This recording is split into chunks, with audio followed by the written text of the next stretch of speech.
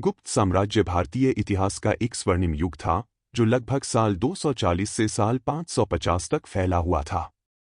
इस काल को भारतीय इतिहास का स्वर्ण युग भी कहा जाता है क्योंकि इस समय कला, विज्ञान, साहित्य और संस्कृति का अभूतपूर्व विकास हुआ।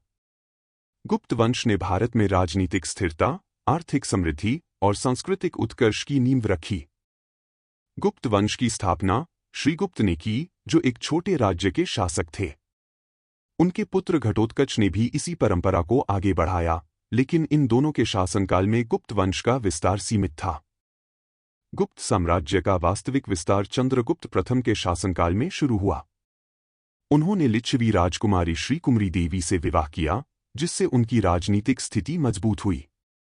उन्होंने मगध, प्रयाग और साकेत जैसे महत्वपूर्ण क्षेत्रों पर अधिकार कर साम्राज्य का विस्तार किया। चंद्रगुप्त प्रथम ने साल 320 से साल 335 तक शासन किया। चंद्रगुप्त प्रथम ने अपने उत्तराधिकारी के रूप में सम्राट समुद्रगुप्त को चुना और अपने जीवनकाल में ही समुद्रगुप्त को शासनभार सौंप दिया था।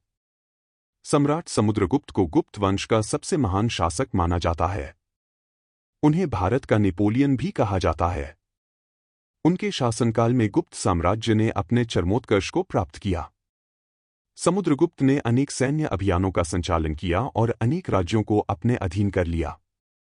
उनके साम्राज्य का विस्तार उत्तर में हिमालय से लेकर दक्षिण में नर्मदा नदी तक और पूर्व में ब्रह्मपुत्र से लेकर पश्चिम में यमुना नदी तक था। समुद्रगुप्त ने एक केंद्रीकृत प्रशासनिक व्यवस्था स्थापित की। उन्होंने प्रांतों को विभाजित किया और राज्यपालों की नियुक्ति की। उनके शासनकाल में कला, साहित्य और विज्ञान का अभूतपूर्व विकास हुआ। सम्राट समुद्रगुप्त ने साल 335 से साल 375 तक शासन किया।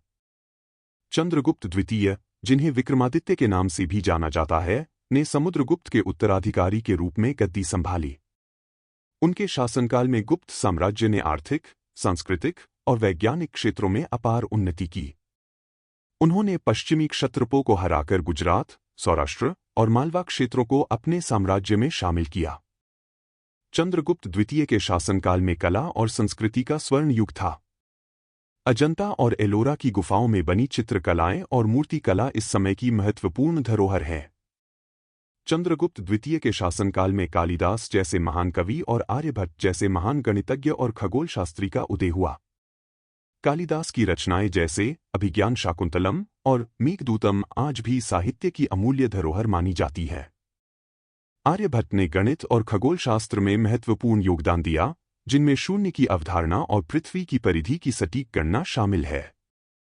गुप्त साम्राज्य की विशेषताएं। गुप्त साम्राज्य की प्रशासनिक प्रणाली केंद्रीकृत और सुव्यवस्थित थी। साम्राज्य को विभिन्न प्रांतों में विभाजित किया गया था, जिन्हें भुक्ति कहा जाता था। प्रत्येक भुक्ति का शासन एक उपऋक या विषयपति के अधीन था। ग्राम स्तर पर ग्रामिक और नगर स्तर पर नगर श्रेणी की नियुक्ति की जाती थी। न्याय प्रणाली में भी सुधार किए गए और दंड संहिता का पालन किया गया। गुप्त काल में आर्थिक समृद्धि अपने चरम पर थी। कृषि, व्यापार और उद्योगों में अपार वृद्धि हुई। इस काल में सोने, चांदी और तांबे के सिक्कों का प्रचलन हुआ, जिससे व्यापार को प्रोत्साहन मिला। आंतरिक और बाहरी व्यापार दोनों ही समृद्ध थे और गुप्त साम्राज्य ने चीन, दक्षिण पूर्व एशिया और रोम के साथ व्यापारिक संबंध स्थापित किए। गुप्त साम्राज्य में समाज वर्ण व्यवस्था पर आधारित था, लेकिन सामाजिक शांति और सामंजस्य था। इस काल में शिक्षा का भी महत्वपूर्ण स्थान था। तक्षशिला और नालंदा जैसे शिक्षा के केंद्र प्रसिद्ध थे, जहां देश विदेश से विद्यार्थी आकर शिक्षा प्राप्त करते थे। गुप्त साम्राज्य में धार्मिक सहिष्णुता थी। हिंदू धर्म के साथ साथ बौद्ध और जैन धर्म का भी पालन किया जाता था। हिंदू धर्म के पुनरुत्थान में इस काल का महत्वपूर्ण योगदान रहा। इस काल में विष्णु, शिव और देवी की पूजा का प्रचलन बढ़ा। अनेक मंदिरों का निर्माण हुआ। गुप्त साम्राज्य का पतन धीरे धीरे शुरू हुआ। समुद्रगुप्त और चंद्रगुप्त द्वितीय के बाद कमजोर शासकों के आने से साम्राज्य की स्थिति कमजोर हो गई। हूण आक्रमणों ने भी साम्राज्य को कमजोर किया। स्कंदगुप्त ने हूणों को पराजित किया, लेकिन यह विजय अस्थायी थी।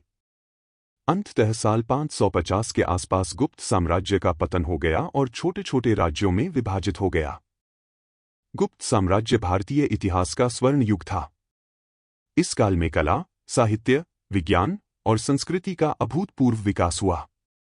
प्रशासनिक, आर्थिक और सामाजिक व्यवस्थाएं संगठित और समृद्ध थी।